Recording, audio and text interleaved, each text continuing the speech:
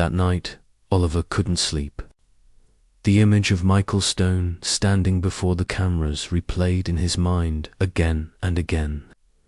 Like a film loop, he couldn't escape. He saw the man's steady hands gripping the podium, his deep voice filling the hall. He imagined those same hands tossing a baseball with him. That same voice telling bedtime stories he'd never heard. Oliver sat up in bed, staring at the journals stacked on his desk. Each page whispered the same truth. His father was real, alive, and within reach. He powered on his laptop, the glow cutting through the darkness of his small room. His fingers hovered uncertainly over the keyboard. For a moment, he almost closed it, almost convinced himself this was impossible. But then Clara's voice echoed in his head. Final, don't ask again. If she wouldn't give him answers, he would find them himself. Oliver typed slowly at first, then with growing confidence, "My name is Oliver. I think you might be my father. I found journals, signed MS. If I'm wrong, ignore this. But if I'm right, please write back." He reread the message a dozen times, heart pounding so hard he could feel it in his throat. With one trembling finger, he hit send. For a long time he sat there, staring at the screen, waiting for something, an error message, a reply, anything. But the inbox stayed still. Eventually, he shut the laptop, lay back down, and whispered to the darkness, "Please see me." The days crawled by. Oliver went through the motions at school, but his mind drifted. Every buzz of his phone made his stomach lurch with hope.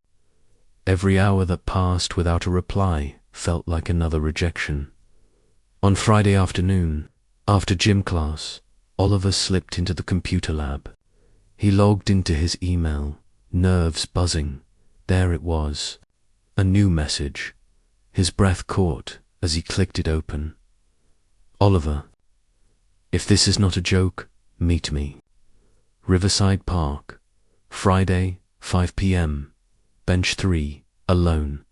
Signed, MS. Oliver read the message 3 times, hardly daring to believe it. His chest burned with a mix of excitement and fear. Could it really be him? Was this some cruel trick? But the possibility that it was his father overwhelmed every doubt. When the final school bell rang, Oliver's legs carried him faster than he'd ever run. He clutched the straps of his backpack as if it were the only thing anchoring him to reality. By the time he reached Riverside Park, the sun was sliding low, painting the sky with streaks of gold. His breath came in sharp bursts as he searched. There bench 3, half hidden under the shade of a maple tree. Someone was already sitting there, a man in a dark suit. Posture straight, head bent slightly as if lost in thought. Oliver slowed, his pulse hammering. Every step forward felt like stepping into another life. The man looked up. Michael Stone's eyes stormed grey, piercing where he met Oliver's.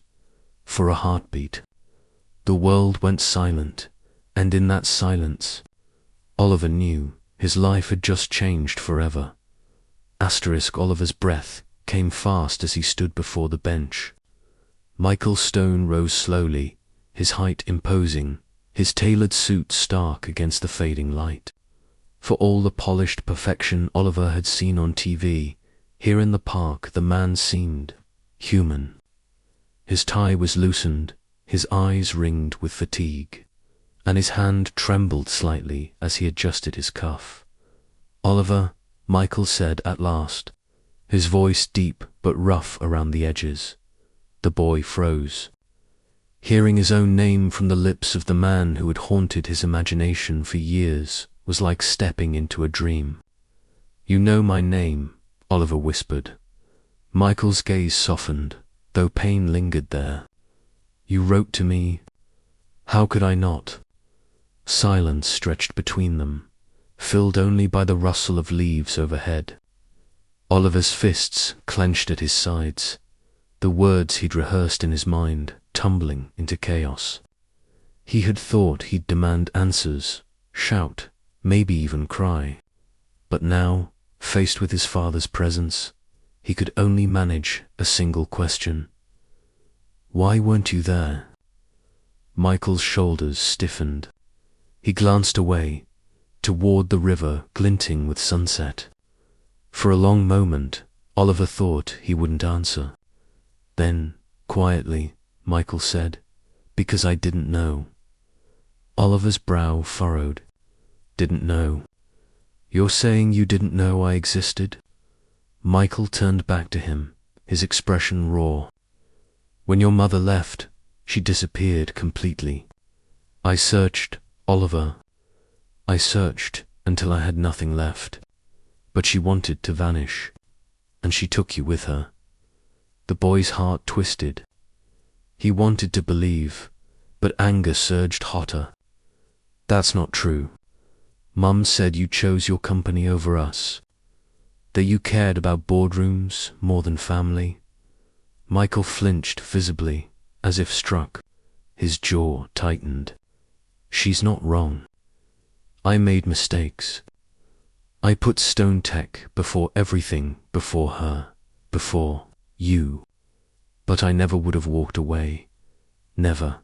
Oliver stared at him, confusion and fury colliding. "So who's lying? You or her?" Michael shook his head, voice breaking. "Maybe neither. Maybe both. What matters now is that I see you, that I won't walk away again." The words hung there, fragile, untested.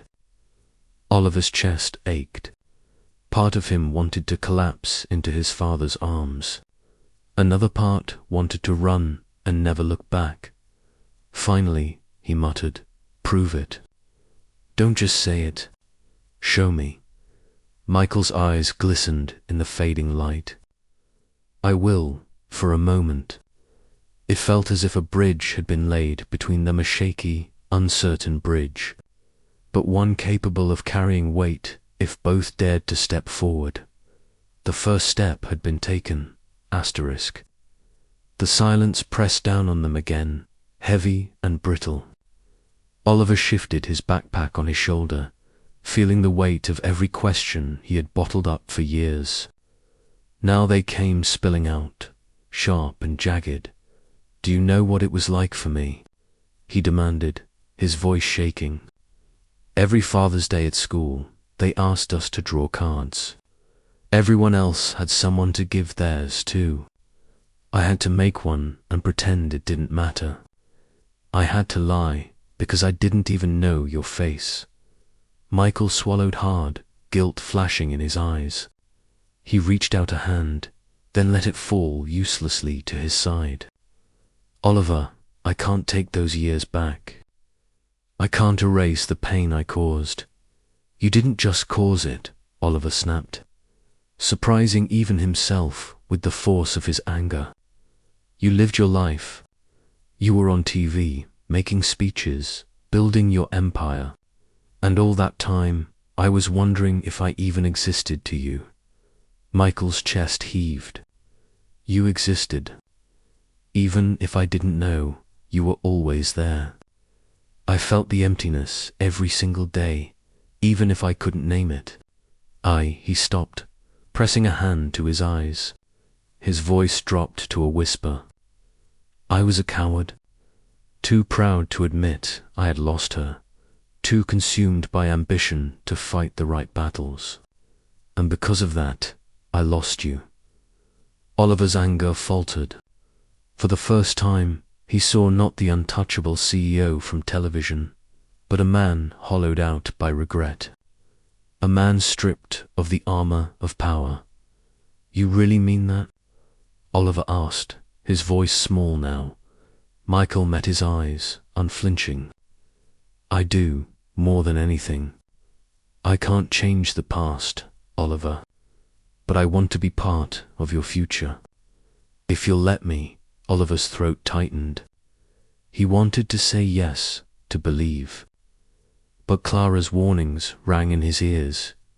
He chose power over family. He'll break your heart. How do I know you won't disappear again? Oliver whispered. Michael leaned forward, his voice raw. Because I've already lived a nightmare of losing you once. I won't survive it a second time. For a long moment, Oliver studied him. The anger, the longing, the fear all tangled inside until he didn't know which to trust. Finally, he said, then prove it. Not in words. In actions, be here. Don't run when it's hard. Michael nodded, tears glinting in the corners of his eyes. I swear it. The park grew darker as the last rays of sun vanished. Oliver glanced at his watch and felt panic jolt through him. He didn't get home soon. His mother would notice. He swung his backpack on, taking a step back. I have to go.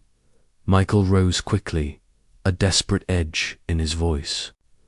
Will I see you again? Oliver hesitated, then gave a small nod. If you mean what you say, you will. And then he turned, walking fast toward the park gates, the distance between them lengthening with every step. Michael stood rooted to the spot, watching the boy vanish into the shadows. For the first time in years, the powerful CEO felt utterly powerless, but somewhere deep in his chest, a fragile spark of hope flickered to life. The apartment on the east side of the city wasn't much. 2 bedrooms, a cramped kitchen, a living room with peeling paint, but it was all Clara and her son Oliver had. For 11 years, it had been their sanctuary and their cage. Clara woke before dawn, as always, the smell of antiseptic and hospital corridors still clinging to her after another grueling night shift. She moved quietly, her body aching but her face composed. Years of single motherhood had hardened her movements into a rhythm. Wake up, prepare breakfast, pack lunches, check bills, keep moving. If she stopped, even for a moment, the weight of memory might crush her. Oliver stirred awake to the faint hiss of the coffee pot. At 11, he was small for his age, but quick-eyed, with an intensity that made him seem older. He padded into the kitchen, his hair a messy crown. Morning, Mum. Clara forced a smile. Morning, sweetheart. Pancakes today. Oliver's face lit briefly. Pancakes were rare. They cost more in time than money, and Clara seldom had the first to spare. She set the plate in front of him, smoothing back his hair in a gesture that was equal parts habit and desperate affection. The boy ate in silence, watching her carefully as if studying the invisible weight she carried. He'd learned young not to ask too many questions, but questions lived in him like seeds, waiting for light. When breakfast was over, Clara rinsed the dishes and checked the clock. Another double shift loomed tonight. She hated leaving Oliver so often, but necessity dictated everything. Rent, tuition, groceries, the steady drumbeat of survival. Don't stay up too late with your books, she said softly. Pulling her coat on. I won't, Oliver lied. He always stayed up late.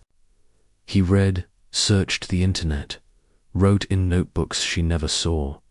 When the door shut behind her, silence reclaimed the apartment.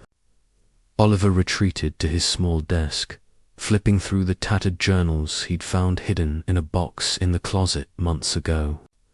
The handwriting inside was neat, elegant, and every page bore the initials MS. The more he read, the more a picture formed. Meetings in tall glass towers, flights across continents, reflections on ambition and loneliness. These weren't the writings of an ordinary man. Oliver had pieced enough together to recognize the name when it appeared on TV. Michael Stone, the billionaire CEO, the face on every magazine cover. The man who spoke of innovation and global leadership while the world listened, and Oliver's chest ached with a truth he had never been given. This stranger, this titan of industry, was his father. He whispered the name aloud, Michael testing the sound of it like forbidden fruit. His heart thudded. Somewhere out there, in a world of boardrooms and skyscrapers, lived the man who had vanished from his life before it began. Oliver clenched the journal shut. He didn't know why his mother never spoke of him, why the silence in their home grew thicker whenever he hinted at father's. But he knew one thing with clarity sharper than pain. The silence could not last forever.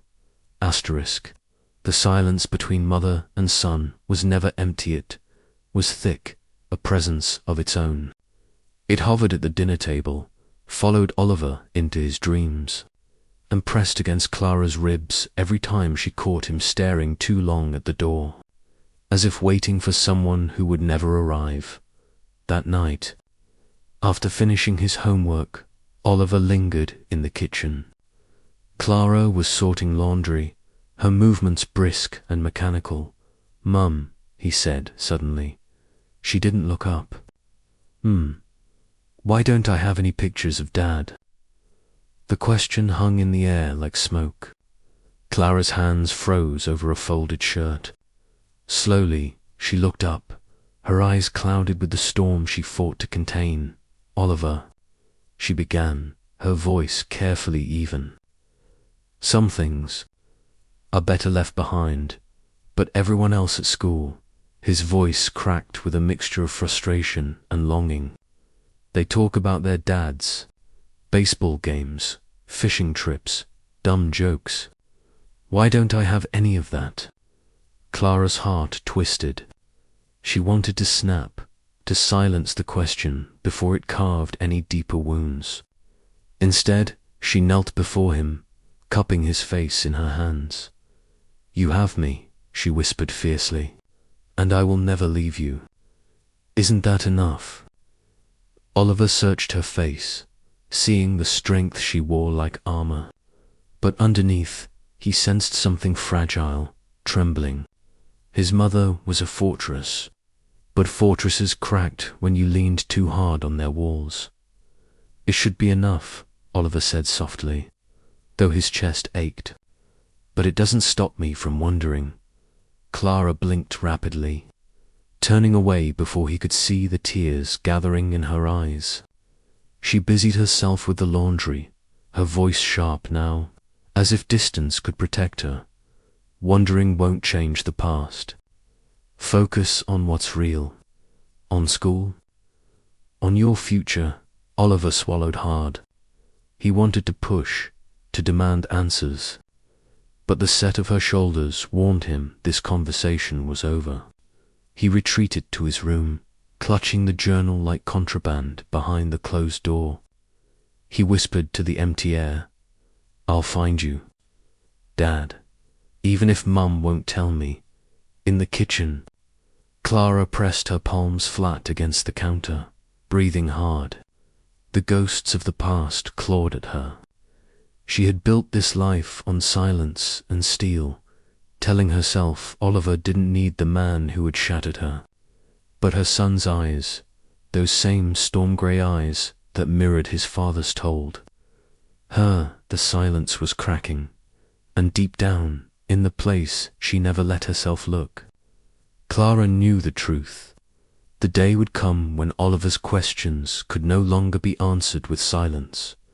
That day was already approaching. The following week unfolded with a peculiar heaviness. Clara buried herself in double shifts at the hospital, her exhaustion visible in the hollow beneath her eyes. Oliver noticed, though he said nothing. He carried his questions silently, waiting, biding time like a secret detective. On Wednesday evening, after finishing his homework, Oliver sat cross-legged in front of the flickering television. The news channel hummed in the backgrounds, something about corporate mergers, trade deals, market indexes. He normally would have tuned out, but a name snapped his attention awake. Michael Stone, CEO of Stone Tech, announced. Oliver leaned forward. There he was. On the screen, Michael Stone stood at a podium before a wall of cameras. His suit was flawless, his voice steady, resonant with the confidence of a man used to commanding attention. Flashes popped like fireworks, illuminating the sharp lines of his face. The salt and pepper at his temples. Oliver felt his throat tighten. The man looked exactly as he had imagined from the journals, poised, powerful, untouchable. Yet there was something else. A flicker in the eyes, a pause between words, almost imperceptible, that the crowd would never notice. But Oliver did. He stared at the screen, heart pounding, thinking, that's him. That's my father, Mum. Oliver called, his voice higher than he meant. Clara appeared from the hallway, her scrub top still wrinkled from the hospital. The moment her gaze landed on the television, her entire body stiffened. She didn't move, didn't blink, as Michael's voice filled the room. Why is he on TV so much? Oliver asked, his eyes never leaving the screen. He runs Stone Tech, right? That's huge. Everyone knows him. Clara's hands curled into fists. Turn it off. Oliver looked back at her, startled. Why, don't you want to? I said. Turn it off. Clara snapped, louder than she intended. Her voice cracked like a whip, startling Oliver into fumbling for the remote. The screen went black, leaving only the echo of her shout hanging in the air. Oliver stared at her, wide-eyed. He had seen his mother angry before, but never like this, like the sound of his father's name was enough to shatter her. Clara stood in the middle of the room, breathing hard, her arms wrapped tight around herself as though holding her body together. For a long moment, neither spoke. Then, softer, Oliver asked, You know him, don't you? Clara shut her eyes. For a second, Oliver thought she might answer. Instead, she turned away, her voice low, ragged. Some shadows are better left untouched, Oliver. Don't ask again. She walked into her bedroom, the door closing with a hollow click. Oliver sat frozen on the couch, staring at the blank television. His heart raced with frustration, confusion, and something dangerously close to determination. His mother's silence was proof enough. Michael Stone wasn't just some man on TV. He was the missing piece of Oliver's life. And now Oliver knew one thing with absolute certainty. He had to meet him. The apartment was unusually quiet when Oliver slipped through the door that evening. He set his backpack down carefully, hoping his mother was still asleep after her long shift. But as he rounded the corner into the kitchen, Clara was waiting. She stood rigid by the counter, her arms crossed, her scrub top still on as if she hadn't even changed since coming home. Her eyes, usually warm despite exhaustion, were sharp, now burning with a knowing fire. Where were you? She asked. Oliver froze. At the park, with some friends. Clara's gaze narrowed. Friends? Her tone was measured, but underneath it was a tremor Oliver had never heard before. She reached into her pocket, pulled out her phone, and turned the screen toward him. It was a photo, grainy, taken from a distance, but unmistakable. Oliver at Riverside Park, and sitting beside him, the tall, suited figure of Michael Stone. Oliver's stomach dropped. His throat dried up. Clara's voice cracked as she spoke again. How long have you been seeing him behind my back? I only met him today. Oliver blurted, panic rising. I sent him one email. I just wanted answers, Mom. Clara closed her eyes, her face twisting in anguish. Answers. Do you think he has them? Do you think the man who chose money, image, and power over his own family will give you the truth? That's not what he said. Oliver shot back, anger flaring through the fear. He said he didn't know. That you left and took me away. Clara stiffened as if struck. Her lips parted, but no words came. For a moment, her tough exterior faltered, and Oliver saw the wounded woman beneath the one who had carried the silence for so long. Oliver, she whispered, her voice breaking, I left because I had no choice. He was drowning in his empire, and I was invisible. I couldn't raise you in a world where we'd always come second. Oliver's eyes stung with tears. But I deserved to know him. I deserved the chance to decide for myself. You can't just erase him from my life. Clara's chest rose and fell sharply. I was protecting you. No, Oliver said, his voice trembling with both fury and sorrow. You were protecting yourself. The words hung between them like shattered glass. Clara flinched, her hands trembling at her sides. Oliver couldn't bear to see her cry, yet he couldn't take back what he'd said. The silence that followed was heavier than any before, crushing both of them under its weight. At last, Clara whispered, "Go to your room." Oliver did as told, but every step felt like crossing a widening gulf. He shut the door behind him and collapsed onto his bed, burying his face in the pillow. For the first time, he felt not only fatherless, but suddenly estranged from the one person who had always been his world. In the kitchen, Clara sank into a chair, her head in her hands. For years, she had believed silence was a shield. Now it felt like a weapon that had backfired, cutting her, cutting Oliver, leaving wounds that no words could easily mend. The walls of Oliver's room felt closer than ever, pressing against him as he lay awake. He could hear the faint sound of his mother moving restlessly in the kitchen, dishes shifting, a chair scraping, the kind of noise people made when they wanted to fill a silence too sharp to endure. Finally, he pushed himself up and opened the door.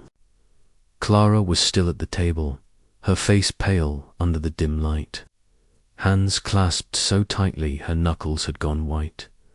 "Mum," Oliver began softly, "why can't you just tell me the truth?" Her head lifted sharply, eyes glistening. "The truth, Oliver. The truth is I carried you alone. I went to every appointment alone. I worked nights and cried in bathrooms while you were a baby because I couldn't afford a sitter. And where was he? Smiling on magazine covers, shaking hands with presidents. Do you think that's the kind of man who would have tucked you in at night?" Oliver bit his lip, torn between guilt and defiance. Maybe not, but maybe he could have changed. Maybe he deserves the chance now. Clara's chair scraped back as she stood abruptly. Change. Men like Michael Stone don't change. They consume. They take everything and leave ashes behind. I couldn't let you be swallowed by that world. Her voice rose, raw and jagged, carrying all the years she had held back. I chose silence to protect you, to keep you safe from disappointment, from being used, from being another pawn in his empire. Oliver's eyes burned. You chose silence to protect yourself, because it hurt too much to face him, because you didn't want to see his face again, and I paid the price for it. Clara recoiled, as if the words had struck her physically. Her lips trembled, her strong facade cracking wide open. "Do you hate me for it?" she whispered. Oliver's heart twisted. He didn't hate her, how could he? She had given everything, sacrificed more than he could yet understand. But in this moment, The ache in his chest drowned out reason. "I don't hate you," he said finally, voice breaking. "But I hate the silence. I hate not knowing who I am." The room fell quiet again, but this time the silence was different. It wasn't protective or heavy. It was fractured, brittle, ready to snap. Clara turned away, her shoulders shaking. She wanted to reach for him, to pull him close like when he was small. But the distance between them felt impossible. "Go to bed, Oliver," she said, her voice barely more than a whisper. Oliver lingered, wanting her to stop him, to offer some scrap of truth, but none came. At last, he retreated to his room. He lay staring at the ceiling, tears stinging his eyes. On the other side of a thin wall, Clara pressed a fist to her mouth to stifle her sobs. For years, she had built their lives on silence, believing it was protection. Now, that silence was the very thing tearing them apart. And somewhere out there, Michael Stone, once absent, now returned, was no longer just a ghost of the past. He was a presence, a force, and the fragile balance of their home was shattering under the weight of him. By the next morning, Clara's worst fear had taken shape. It began with a whisper at the hospital. Two nurses hunched over a phone, voices hushed but urgent. When Clara passed by, their chatter stopped cold. She didn't need to ask. She knew. On her break, she pulled out her own phone and opened the news. There it was. A blurry photo, grainy and distant, but clear enough. Michael Stone, seated on a park bench. And beside him, a boy with tousled hair and storm-grey eyes that mirrored his own. The headline screamed, "Stone Tech CEO seen with mysterious child secret heir." Clara's hand trembled so hard she nearly dropped the phone. Her pulse roared in her ears. This wasn't just gossip. This was exposure. And exposure meant danger. By the time she returned home that evening, paparazzi vans had already begun circling the block. Their lenses glinted in the fading light like predatory eyes. Clara pushed past them, shielding Oliver as best she could, her body a wall of defiance. Inside, Oliver paced restlessly. His face was pale, his expression caught between awe and fear. "Mum," they were shouting questions at me. At school, reporters were outside the gate. Clara cupped his face, forcing him to meet her eyes. "Listen to me, Oliver. You don't say a word to them. Not one, you hear me. But no buts." Her voice cracked like a whip. "These people don't care about you. They don't care about truth. They'll twist your words into whatever sells the most headlines. You keep your head down. You let me handle this." Oliver swallowed hard. He nodded, but the doubt in his eyes was unmistakable. Across the city, high above the streets in his glass tower, Michael Stone stood in front of a wall of screens. News anchors debated his private life with gleeful speculation. Stock tickers scrawled with Stone Tech's name, rising and falling in real time. Michael, his head of communications, said, her tone clipped, "We need a statement. Deny it, deflect it, anything. The board is breathing down my neck." Michael's jaw tightened. "And if I don't deny it?" The woman blinked, startled. "Then you confirm it. And that child becomes a target, not just for the press, for everyone who wants to hurt you." Her words sank deep. Michael had lived long enough in the ruthless world of power to know she was right. Rivals, enemies, opportunists, they would all see Oliver as his weakness. Later that night, his phone buzzed with a message from an unknown number. "You've finally given us leverage. Stone, enjoy your empire while you can." We'll take it from you and from him." Michael stared at the screen, his hand shaking despite the years of training himself to never show fear. He had built an empire brick by brick, shielding it from every assault. But now the walls had cracked, not from a hostile takeover, but from a boy his son, and for the first time, Michael realized that protecting Stone Tech wasn't the battle that mattered most. Protecting Oliver was. The following morning, Clara opened the blinds and froze. At least half a dozen photographers crowded the curb outside their building, lenses pointed up like rifles, waiting for movement. When she pulled the curtains shut again, Oliver stood in the hallway, his backpack slung over his shoulder. Are we trapped?" he asked quietly. Clara forced calm into her voice, though her hands trembled.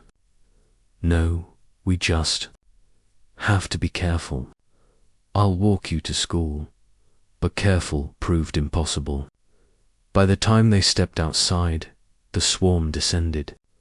Voices barked, questions, flashes exploded in their faces. "Oliver, are you Michael Stone's son? Clara, were you ever married to him? Why hide a child for 11 years? Clara shielded Oliver with her body, her arm wrapped protectively around his shoulders as she shoved through the crowd. No comment. She snapped, her tone icy enough to cut. Oliver kept his head down, but shame and fury churned inside him. The world he had once dreamed of meeting his father. Stepping into the light suddenly felt like a cage of flashing cameras and cruel voices. At school, things weren't much better. Whispers followed him down the hall. Some kids stared wide-eyed, others snickered, mocking him with exaggerated "yes, Mr. CEO" greetings. By lunch, Oliver sat alone, pushing food around his tray, wishing for invisibility. That afternoon, Clara got a call from the principal. "The press has been harassing the staff. We can't guarantee Oliver's safety unless something changes." Her stomach turned to ice. Safety, that was all she had ever promised her son. And now it was unraveling. Meanwhile, across the city, Michael faced his own storm. The Stone Tech board convened an emergency meeting. Suits filled the polished room, faces grim, voices sharp. "You've jeopardized the company," one board member accused. "Investors are rattled. The press is circling like vultures. Is this child yours or not?" Michael sat at the head of the table, his gaze steely. "Yes, Oliver is my son." Gasps erupted. Murmurs spread like wildfire. Another board member leaned forward, scowling. "Do you have any idea what you've done? You've given your enemies a weapon. If they can't topple you in the market, they'll come for him." Michael's voice dropped, calm but unyielding. "Then they'll find me standing in the way." The room buzzed with dissent, but Michael didn't flinch. For years, he had fought for numbers, mergers, power. Now, for the first time, he was fighting for something that mattered more. That evening, Clara sat on the edge of Oliver's bed. He was curled beneath the blankets, pretending to sleep. She smoothed his hair, her voice barely audible. "I'm so sorry, baby. I wanted to keep you safe, but the world doesn't forget shadows. And Michael Stone, he casts a long one." Outside, another camera flash lit up the night through the blinds. Clara stiffened, fear clawing at her chest. This wasn't just about gossip anymore. It was about survival, and somewhere, in a corner of the city, someone watched the headlines and smiled. The cracks in Michael Stone's world had finally appeared, and they planned to drive them wide open. Asterisk, the days blurred into a haze of flashing cameras, pointed questions, and sleepless nights. Clara had begun keeping the blinds permanently drawn, her phone silenced. Even so, the world outside pressed in like a tightening vice. Oliver grew quieter by the day. Once curious, once fiery, he now trudged through the apartment as though each step weighed him down. Clara's heart cracked a little more every time she saw his small shoulders slump. One Friday evening, as the city pulsed with weekend energy, Clara noticed a van idling across the street. Not paparazzi this time. The windows were tinted, the engine running. A man in the driver's seat stared at the building for too long before finally pulling away. Clara's stomach dropped. Something was different. Something worse. That night, she double-checked the locks twice. When Oliver finally drifted off to sleep, she sat on the couch with her knees drawn up, staring at the shadows crawling across the walls. Fear had become her closest companion. Across town, Michael sat alone in his penthouse office. The city stretched beneath him in glittering rivers of light, but his mind was miles away. His son's face haunted him, the confusion, the hurt, the way Oliver had clung to Clara outside the school gates. A knock sounded at his door. His head of security stepped in, her expression grim. We picked up chatter. Someone's planning to use the boy as leverage. Not paparazzi. Something darker. We don't know who yet. Michael's blood ran cold. How soon? Could be days. Could be hours. We're tightening surveillance, but you can't fight shadows with cameras, sir. Michael stood, his decision instant. Then I'll fight them myself. Later that night, Clara woke to the sound of a window rattling. She froze. The sound came again, a faint scrape of metal on glass. Heart hammering, she crept down the hall, every nerve screaming. Then came the sound of the lock clicking, slow and deliberate. Before she could react, the door burst open. Masked figures flooded inside, their footsteps pounding like thunder. Clara screamed for Oliver, rushing toward his room, but one of the intruders grabbed her by the arm, yanking her back. "Stay quiet," the man hissed, pressing something cold and sharp against her side. Oliver stumbled out of his bedroom, wide-eyed with terror. "Mum," Clara thrashed, fury surging past fear. "Don't you touch him." But before the intruders could advance, a voice cut through the chaos deep, commanding, edged with lethal intent, "Let them go." Michael Stone stood in the doorway, flanked by two of his private security guards. His presence filled the small apartment, his eyes burning with a rage that froze the intruders mid-step. The room exploded into motion shouts, the clash of bodies, the thud of fists. Clara shielded Oliver, pulling him into her arms as the struggle unfolded, and for the first time, Oliver saw his father not as a distant figure on TV, not as a shadow in whispered stories, but as a man willing to fight, breaking, protecting when it was over. Two intruders lay restrained on the floor, security radios crackling for backup. Michael stood at the center of it all, his chest heaving, a shallow cut bleeding across his temple. He turned to Clara, his voice raw. "This is what I was trying to tell you. They won't stop. Not until they've taken everything from me, including him." Clara clutched Oliver tighter, tears spilling down her cheeks. For years she had kept her son hidden from Michael's world, fearing abandonment, rejection, pain. But now she understood the truth. Michael's world wasn't just dangerous. It was lethal, and somehow they were all standing in the middle of it. The apartment was wrecked, lamps overturned, glass shattered, shadows of violence lingering in every corner. Clara stood barefoot on the cold floor, Oliver clinging to her side, both of them still trembling. Michael wiped the blood from his temple, his movements sharp with adrenaline. His security team dragged the restrained intruders out, their radios spitting static. For a moment, silence fell, heavy and suffocating. Then Clara's voice broke it, trembling but edged with fire. "You brought this here. To us. Do you understand that?" Oliver could have her voice cracked, her chest heaving. He could have died.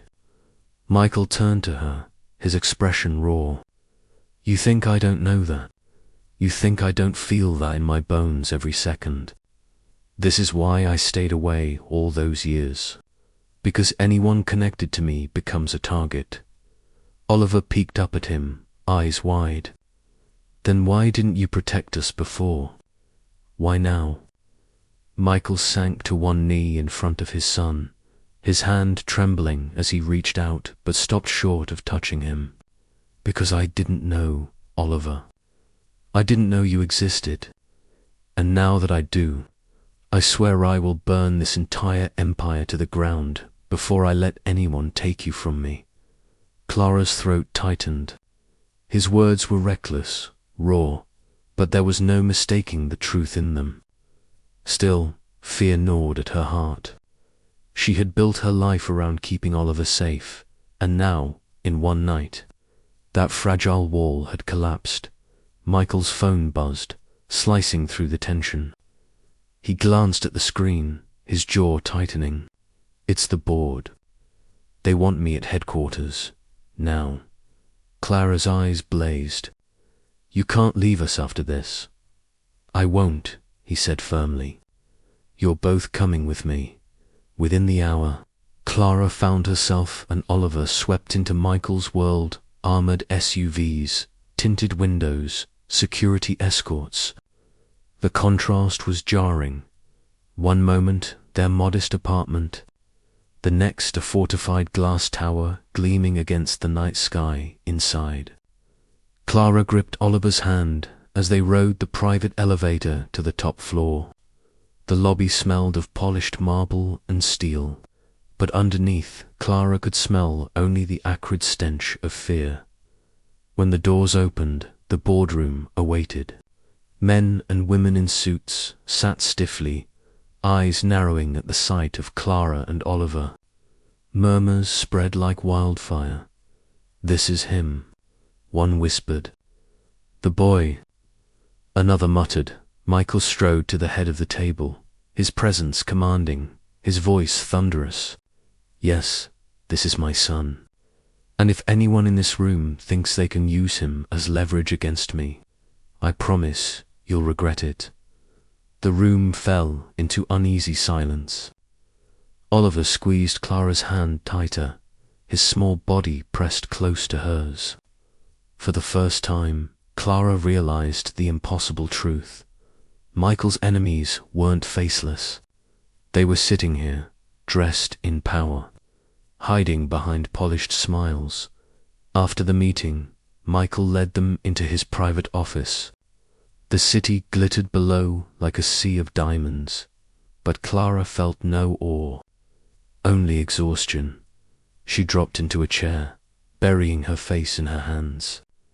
"I can't do this, Michael. I can't live in a war zone." Michael knelt beside her, his voice low, urgent. "Then let me fight it for you. For him. You don't have to carry this alone anymore." Clara lifted her head, her eyes shining with both fury and grief. "You don't understand. I don't trust you. I don't know if I ever can." Michael didn't flinch. He simply looked at her, every mask stripped away. "Then don't trust me.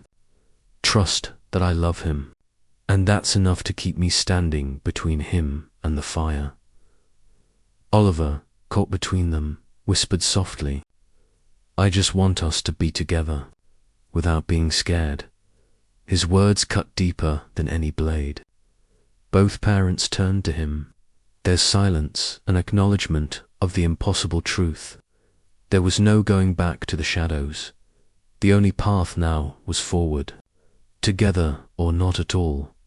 The morning after the attack felt eerily quiet. Clara sat in a guest suite high above the city, staring out at the Manhattan skyline.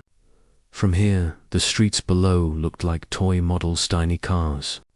Faceless people, everything moving as if the world hadn't just tilted off its axis. Oliver still slept, curled against the thick hotel-style pillows, his small hand clutching the blanket as though it were a lifeline. Clara brushed a strand of hair from his forehead, her heart aching.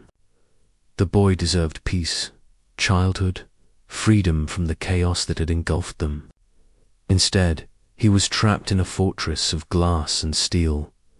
Michael entered the suite quietly, 2 steaming cups in his hands. He set one in front of her. "It's chamomile. You haven't slept." Clara accepted it, her fingers brushing his briefly. The warmth seeped into her palms, but it did little to ease the chill in her chest. "You think tea can fix what's happening out there?" Michael didn't flinch. He took the seat across from her, his expression steady but tired. The faint cut at his temple had been bandaged, a reminder of how close things had come. "No, but it's a start. One small thing I can do for you." For him, Clara sipped, studying him. For years, she had painted Michael Stone in her mind as a villain, selfish man who had abandoned her, who cared more for boardrooms and power than for flesh and blood.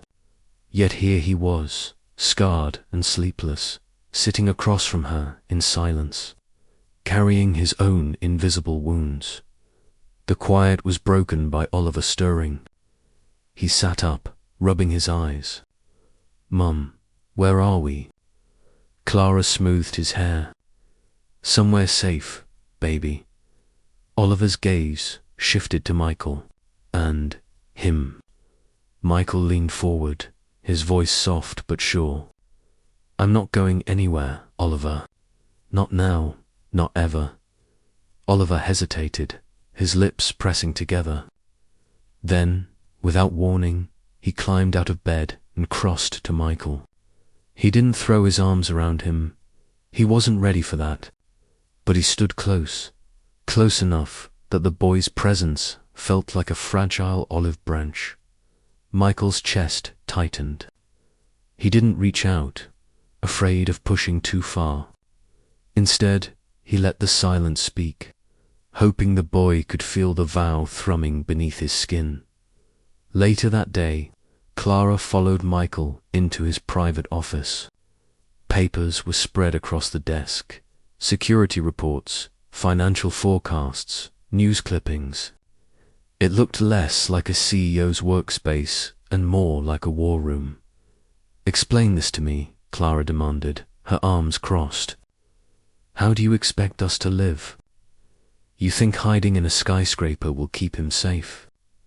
Reporters, rivals, everyone is watching." Michael's gaze hardened. "That's why I'm moving you both to a secure estate outside the city.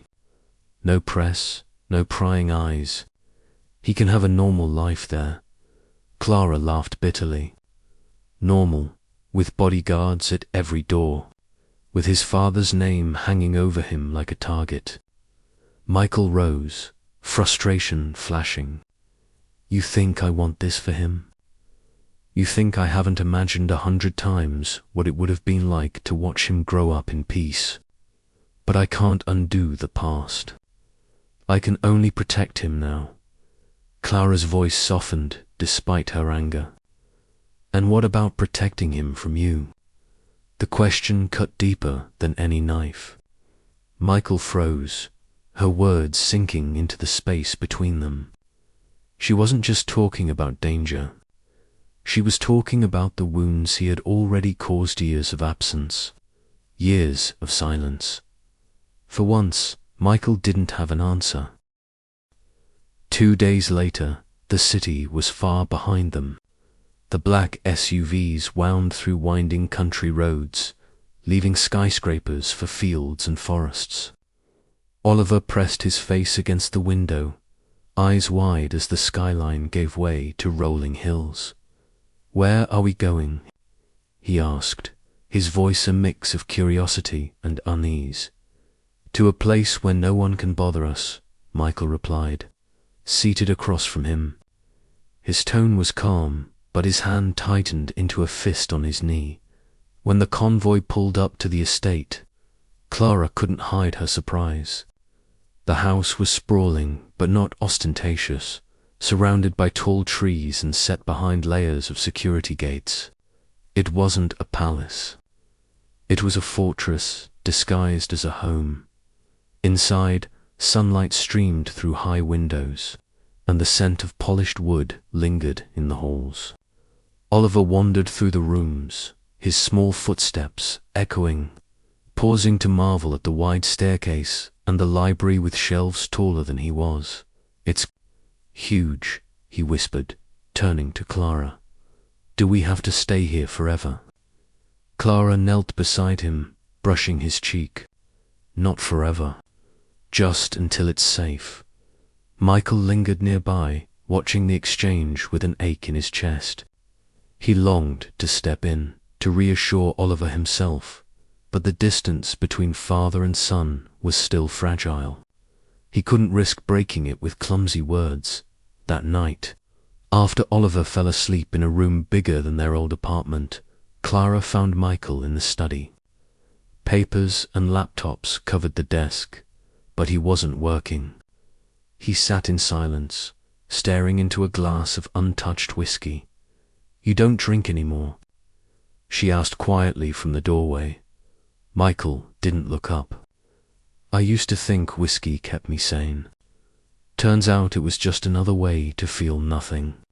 But now," his eyes finally lifted to hers, raw and unguarded. "Now I can't afford to feel nothing." Clara hesitated before stepping inside. The fire crackled in the hearth, casting both of them in shifting shadows. "Oliver's scared." "I'm scared. And you," she stopped, her voice trembling. "I don't know who you are anymore, Michael. The man I knew was cold, ruthless. He let me walk away without a fight." Michael flinched. "Because I was a coward. I thought pushing you away would protect you from the ugliness of my world. But I see now it only left scars. On you, on him." Silence stretched between them, filled only by the sound of the fire. Clara's eyes shimmered with unshed tears. She wanted to scream at him, to tell him it was too late. But when she thought of Oliver's face, the way he had looked at his father during the attack, her voice softened instead. "If you really mean what you say, Michael, then prove it. Not with bodyguards. Not with walls of glass or money. Prove it by being here, by staying, by showing him you'll never disappear again." Michael's throat tightened. He set the glass aside, standing slowly. "Then that's what I'll do, whatever it takes." In the doorway, Clara paused. "Words are easy. Actions are not." And with that, she left him in the flickering light, the unspoken truth burning hotter than the fire. Michael looked toward the hallway where his son slept. For the first time in his life, the empire he had built with ruthless precision felt meaningless, because here, in this quiet estate, was the only empire that mattered, and he wasn't sure if he deserved it. The estate was quiet, too quiet. Days passed with the rhythm of a life that was supposed to feel safe. Morning walks in the garden, meals at the long oak table, evenings spent in front of the fire. But beneath the surface, tension simmered, invisible and sharp. Oliver sensed it first. Children always do. He noticed how his mother stiffened whenever Michael entered a room, how her smile never quite reached her eyes. He noticed how Michael hovered near, always watching but never fully stepping close. One afternoon, Oliver sat in the garden with a book open on his lap, though his eyes weren't moving across the page. Michael approached, his steps careful, as if crossing a fragile bridge. "Do you like it here?" Michael asked, lowering himself onto the bench beside his son. Oliver shrugged. "It's quiet. Too quiet. Back home, I could hear people in the hallways, kids playing outside. Here, it feels like—" He hesitated, searching for words. "Like we're in a cage.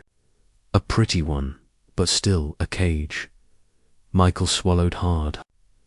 "I understand. But the cage is what keeps you safe." Oliver finally turned to look at him, his storm-grey eyes piercing. "Safe from what? From you?" The words hit harder than any boardroom ambush, any rival's betrayal. Michael's chest tightened, but he forced his voice steady. "No, son. Never from me. From people who want to hurt me and would hurt you to do it." Oliver frowned. "Then why do you even stay in that world? Why keep a company if it means I have to hide?" Michael had no easy answer. He stared out at the horizon, the garden stretching toward the trees. "Because that world is all I've ever known. But maybe—" his voice cracked slightly, "maybe it's time I learned something else." That evening, Clara found Oliver curled on the couch, his book untouched. She brushed his hair gently. "You've been quiet today," Oliver muttered. "I asked him why he left us." Clara's breath caught. "And what did he say?" "That he didn't know about me. That he was protecting us." Oliver's small fists clenched in his lap. "But if he cared so much, why didn't he fight for you? Why didn't he even try?" Clara's throat ached. The boy had voiced the question that haunted her every night. She pulled him close, her voice soft but pained. "Sometimes adults make choices they think are right, even when they're wrong. Your father, he made mistakes. Big ones." Oliver buried his face in her shoulder. "I don't want to hate him, but I can't like him either." Across the hall, Michael stood in the shadows, unseen. He heard every word, and for the first time, the empire he had once feared losing didn't matter. What mattered was the boy who couldn't decide whether to love or hate him. Later, when Clara stepped into the kitchen for tea, Michael confronted her, his voice low, hoarse. "He's slipping away from me before I even have a chance. What do I do, Clara?" She turned, her eyes sharp with old pain. "You can't force him to love you. You can't buy his trust with promises or mansions. You have to earn it, day by day." The hard way. Michael clenched his jaw, her words cutting deep. He had conquered markets, bent rivals to his will. But here, with his own son, there were no shortcuts, and he didn't know if he was strong enough for the slow war of the heart. The cracks widened slowly, like hairline fractures in glass. On the surface, the estate remained peaceful. Manicured lawns, secured gates, guards stationed at discreet intervals. But inside the house, emotions twisted like storm clouds waiting to break. One evening, dinner sat cooling on the table. Clara had made roast chicken, Oliver's favorite, hoping to bring a small comfort to the boy's troubled days. But Oliver pushed the food around his plate, his shoulders tense. Michael sat across from him, silent, watching. Finally, Oliver snapped, his voice sharp. "Why do you keep looking at me like that?" Michael blinked. "Like what?" "Like I'm something you're trying to figure out. Like you don't even know me." The silence after his words was thick. Clara reached out, her hand brushing Oliver's arm, but he pulled away. You don't know me because you weren't there. You didn't see my first steps. You didn't hear me read my first book. You weren't there when Mum stayed up with me all night when I was sick. His voice cracked, anger spilling over into tears. You just show up now, and everyone acts like I should care. Michael's face went pale, his mask of composure slipping. He opened his mouth, but no words came. Clara's heart ached as she pulled Oliver close, stroking his hair. Sweetheart, no one's saying you have to care right away. This is hard. I know it is. She glanced at Michael, her eyes sharp. But you need to hear him. Not just stand there like a statue. Michael's jaw clenched. Slowly, he pushed his plate aside, leaning forward. His voice was quiet, raw. You're right, Oliver. I wasn't there. I missed everything that mattered, and I'll regret that until my last breath. But if you'll let me, I want to be here now. For all the things still to come. Oliver wiped his eyes with the back of his hand, his expression torn between anger and longing. He didn't answer. Instead, he bolted from the table, his footsteps pounding up the stairs. The silence that followed was suffocating. Clara turned to Michael, her voice like steel. That's what I was afraid of. His heart is a fragile thing. You can't just show up and expect him to open it. Michael buried his face in his hands, his shoulders trembling. For the first time, Clara saw him not as the impervious CEO, but as a man unraveling. I don't know how to fix this. All my life, I've fought battles with strategy, with power. But this, he lifted his head, eyes wet. This is a war I don't know how to win. Clara's anger softened, though the ache remained. She sat across from him, her voice low. You don't win hearts, Michael. You earn them, one day at a time. Before either could say more, a guard appeared at the doorway, his expression grave. Sir, we've picked up movement near the north perimeter. We don't know if it's press or something else, but they're testing the gates. Clara stiffened. The estate, their so-called safe haven, was being watched. Again, Michael rose, his voice steady despite the storm inside him. Double security. No one gets through. As the guard left, Clara whispered, how long before they do? How long before this cage becomes a target instead of a sanctuary? Michael didn't answer. He simply stared at the window, at the dark forest beyond, his reflection staring back at him inside. Oliver lay curled on his bed upstairs, whispering to himself in the dark. I don't want to hate him, but I don't know how not to. And beyond the gates, unseen eyes watched the estate, patient and hungry. The cracks in their fragile life had widened, and soon something would break. The rain came suddenly, hammering against the estate's tall windows with relentless force. Thunder rolled across the hills, rattling the walls. Clara stood in the living room, staring out at the storm, arms folded tightly across her chest. Behind her, Michael paced. His phone buzzed constantly, messages from the board, updates from security, fragments of a life he was failing to keep under control. But the one voice he longed to hear remained silent. Oliver had locked himself in his room since dinner the night before. Let me try again, Michael muttered, more to himself than to Clara. He turned toward the staircase. Clara's voice cut through the air. No, he froze.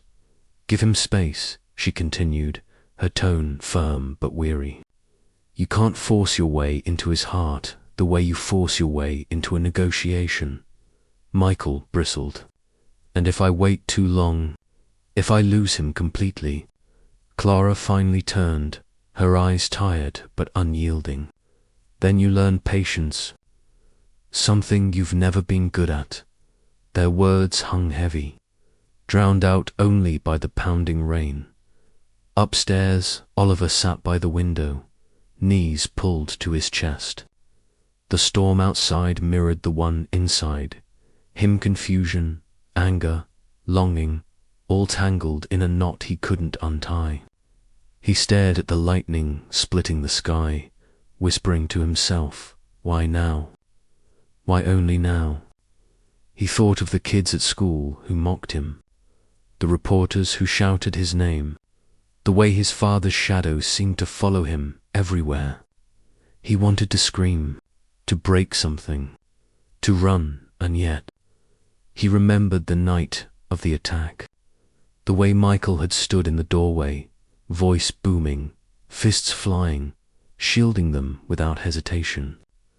For a moment, Oliver had seen someone different, not the CEO on TV, not the stranger who'd abandoned them, but a man who looked terrified of losing him. It made the knot tighter. A sudden knock jolted him from his thoughts. Oliver. Michael's voice was low, muffled through the door. I know you don't want to see me, but I need you to hear something. Oliver stayed silent, his chest rising and falling. Michael leaned his forehead against the wood. I can't change the past. I can't give you the years I lost, but I'm here now, and I'm not leaving, no matter how much you push me away. You deserve a father who shows up. I can't promise I'll be perfect, but I can promise I'll never disappear again. For a long moment, Oliver didn't move. Then he whispered so softly, even he wasn't sure if the words escaped. We'll see, downstairs. Clara listened from the hallway. Her throat ached with unshed tears. She wanted to believe Michael's vow. She wanted Oliver to believe it too. But storms had a way of tearing down fragile walls, and she feared theirs wouldn't withstand the one brewing outside, because somewhere beyond the rain-soaked forest, headlights flickered. A vehicle parked where no one should be, and inside, shadowed figures waited,